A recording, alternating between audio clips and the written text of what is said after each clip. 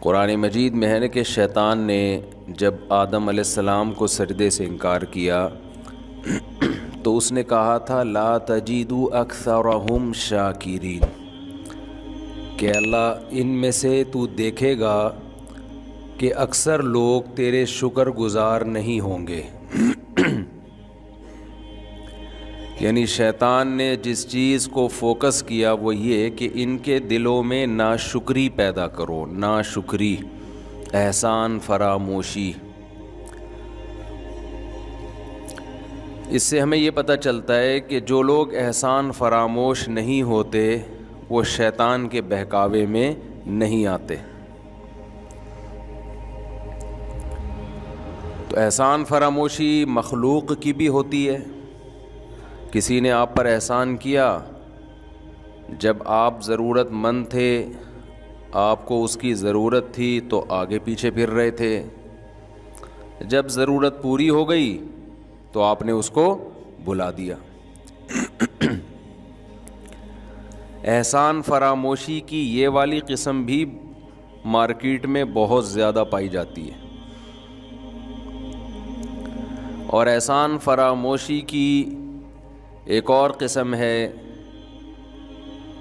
ایک تو ہے مخلوق کی احسان فراموشی، ایک ہے جس نے پیدا کیا اس کی احسان فراموشی۔ یہ والی قسم اور بھی زیادہ پائی جاتی ہے۔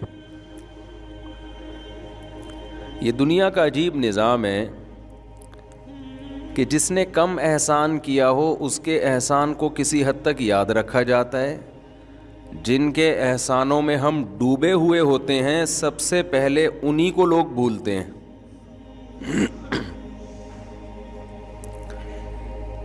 کسی نے آپ کا ذرا سا کوئی کام بنا دیا، آپ کی گاڑی خراب ہو گئی تھی، دھکا لگا دیا، وہ پھر بھی تھوڑا بہت یاد رہ جاتا ہے انسان کو۔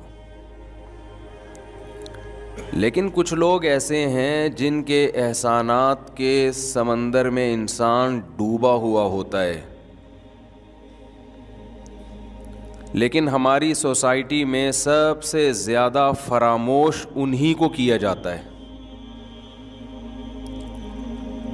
سب سے پہلے انسان ڈوبا ہوا ہے اللہ کے احسانات میں،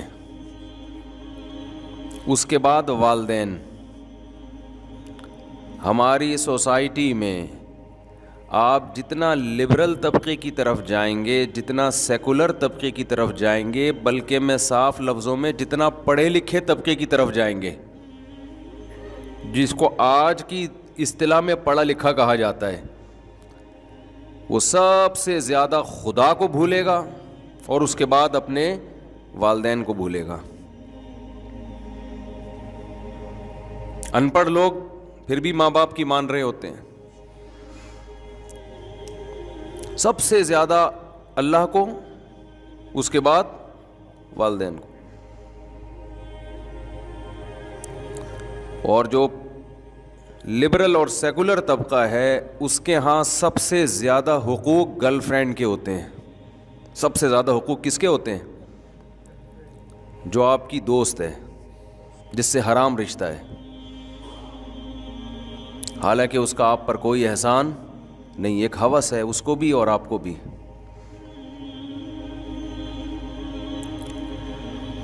یہ ہے ہماری سوسائٹی میں جو مغربی دنیا سے خرابی آ رہی ہے نا، مغربی دنیا سے۔ یہ ہمارا اپنا نہیں ہے، یہ جو کلچر ہے اب جس طرف ہم جا رہے ہیں یہ ہمارا اپنا نہیں ہے، یہ امپورٹ ہو رہا ہے، باہر سے آ رہا ہے۔